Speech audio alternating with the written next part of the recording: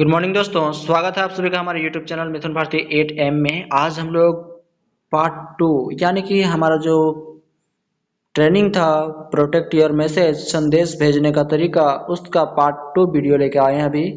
और इस वीडियो में आज हम लोग पूरा क्लियर करेंगे कि प्रोटेक्ट योर मैसेज में क्या क्या और बिहाइंड द सीन यानी कि इस चैप्टर में, इस ट्रेनिंग क्लास में और जितने भी टॉपिक छूट गए थे उस टॉपिक पर आज हम लोग बात करने वाले हैं। तो वीडियो में बने रहें और वीडियो को लाइक करें, चैनल को सब्सक्राइब करें ताकि जब भी हम नया वीडियो डालें आप तक तुरंत पहुंच जाए। तो हमने रिसीविंग तक पार्ट 1 वाले वीडियो में पूरा क्लियर कर दिया था। अब आता है सेमिनार यानी कि गेस्ट को प्रेजेंट करना अपने सेमिनार में, अपने सेंटर में।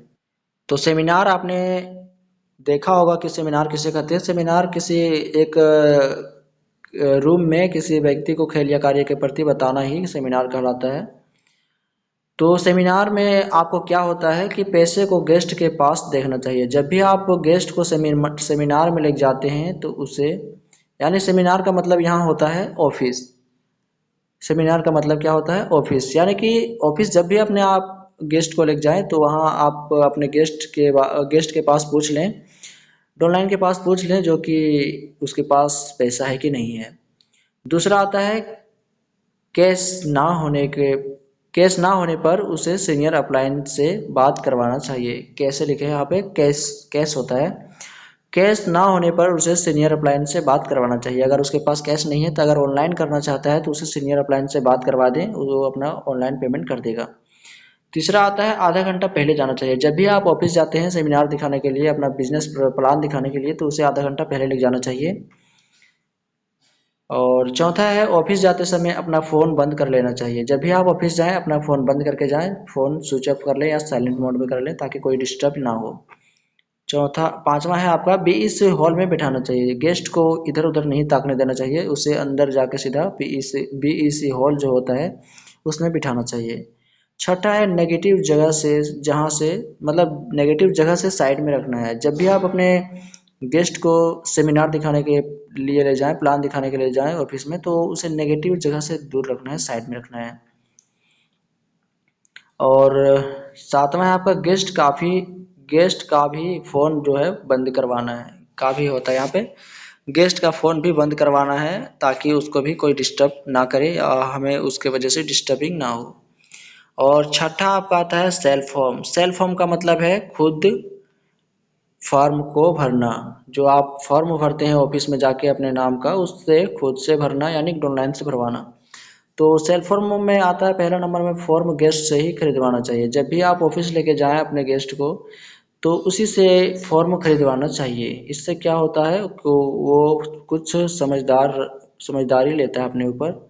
और दूसरा होता है फॉर्म उसी से भरने देना चाहिए। जब भी आप फॉर्म को उससे खरीदवाएं, खरीदवाने के बाद फॉर्म उसी से भरवाना चाहिए।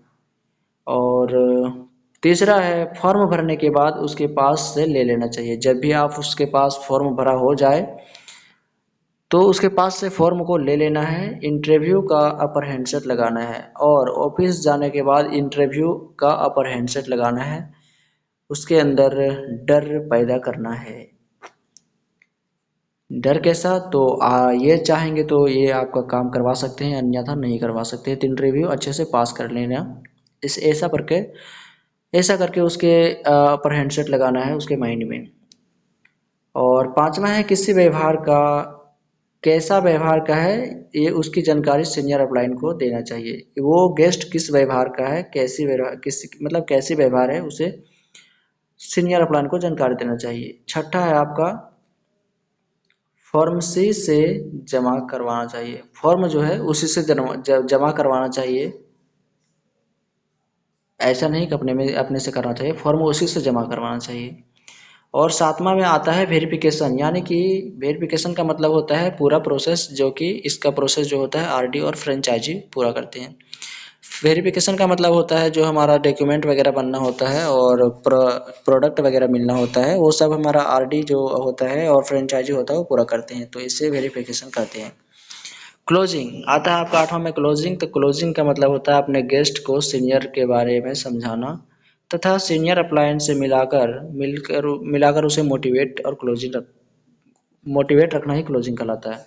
यानी कि अपने क्लोजिंग का मतलब अपने समझा कि क्लोजिंग का मतलब होता है अपने गेस्ट का जब लाए सेमिनार दिखाए उसके बाद रूम में आने के बाद अपलाइन के बारे में हेड अपर हैंडसेट लगाना है और सीनियर के बारे में अपर हैंडसेट लगाना है और उससे मिलवाना है ताकि वो गेस्ट हमसे और हमारे सीनियर अपलाइन से मोटिवेट रहे। नवा टॉपिक है आपका फॉलोअप। क्लोजिंग के बाद आता है आपका फॉलोअप। फॉलोअप में आता है आपका रिजेक्शन काटने का प्रयास करना चाहिए। जब भी आप उसका देखभाल करें तो देखभाल करने के दौरान आपसे बहुत सारे सवाल करेगा वो, लेकिन उस सवाल का जवाब आपको नीडर होकर देना है, ना कि अपना सर झुकाकर और रुक रुक कर। तो उसके रिजेक्शन को काटने का प्रयास करना चाहिए। और दूसरा है इस गेस्ट से पार्टी भी लेना चाहिए। और वो गेस्ट आता है ट्रेनिंग में और मतलब हमारे बिजनेस प्लान को देखने के लिए, तो वहाँ हम जब भी इंटरव्यू में अगर पास हो जाए, वैसे तो हमेशा पास ही होता है, तो उस गेस्ट से हमें पार्टी लेना चाहिए, यानी कि मिठाई भी खिलवाना चाहिए। और तीसरा आपका आता है उसको कुछ दिनों में पूरे कंगाल करके रखना चाहिए। हाँ, ये बात ज़रूर ध्यान में दें कि उसके पास पैसा नहीं बचना चाहिए, क्योंकि वो जिसके पास पैसा होता है वो बहुत नौटंकी दिखाता है, तो उसको कुछ दिनों में ही पूरा कंगाल करके रख देना है। और चौथा है आपका गेस्ट का आदत, यहाँ वाला आदत देना चाहिए। गेस्ट का आदत जो है हमारे ग्लेज वाला, हमारे ट्रेनिंग का ही आदत देना चाहिए, हमारे रूम का ही आदत देना चाहिए गेस्ट को जब आए तब। और पांचवा है आपका गेस्ट को अपने सीनियर सर से मिलाना चाहिए। और फॉलो अप में ये भी होता है अगर आपसे नहीं समझ रहा है समझाने से, तो आपको सीनियर से भी मिलाना चाहिए। और छठा है आपका गेस्ट के हर एक्टिविटी पर ध्यान देना चाहिए। फॉलो अप का मतलब होता है कि गेस्ट के हर एक्टिविटी पर ध्यान देना चाहिए। एक अपलाइन का जो दिमाग रहता है, वो आँख जो रहता है वो एक चील की तरह हो रहता है, एक बाज की तरह रहता है कि हाँ अपने डाउनलाइन के ऊपर, अपने गेस्ट के ऊपर एक चील की तरह ध्यान देना होगा। और 10वां में आता है आपका हाउस मीटिंग, यानी कि अपने रूम में ही समझाना और बहसबाजी करना जो भी हो। तो पहला में आता है उसके दिमाग के अनुसार क्लास चलवाना चाहिए। गेस्ट कैसा है, उसके दिमाग में क्या चल रहा है, उसी के अनुसार जो है रूम में क्लास चलाना चाहिए, ट्रेनिंग चलाना चाहिए। और दूसरा में आता है क्लास के बारे में खुलकर बात करना चाहिए। जब भी आप क्लास देने जाएँ और ट्रेनिंग करवाएँ उसको, तो उससे खुलकर बातें करनी चाहिए क्लास के ऊपर। ऐसा नहीं कि झिझक-झिझक के बात करें, कुछ समझा ना पाएँ। तो जब भी अपने गेस्ट को क्लास दें तो उससे खुलकर बात करें। अब आता है फंडिंग। तो फंडिंग 2 प्रकार का होता है, एक होता है नो फाइनेंशियल और नो फंडिंग, और एक होता है नो फाइनेंशियल। तो ये अभी आपने देखा कि फंडिंग 2 प्रकार का होता है, एक होता है नो फंडिंग और नो फाइनेंशियल दूसरा। और इसी में आता है कि अपने रिस्क पर पैसा नहीं देना चाहिए। गेस्ट जब भी आए तो उस गेस्ट को अपने रिस्क पर पैसा नहीं देना है। और दूसरा है ज्वाइन करवाने के बाद खुद पैसे खर्च नहीं करना चाहिए। ज्वाइन आप जब भी गेस्ट को करवाएं तो उस गेस्ट के लिए आप एक भी रुपया खर्च ना करें, ऐसा उचित माना जाता है, क्योंकि हो सके आप पैसे को लगा कर वो चला जाए या फिर नौटंकी करने लगा, पैसा मांगने लगे, तो ऐसे में अपना पैसा कभी नहीं देना है गेस्ट को। तीसरा में आता है किसी भी प्रकार का वादा नहीं करना चाहिए। अपने गेस्ट के साथ किसी भी प्रकार का वादा नहीं करना चाहिए।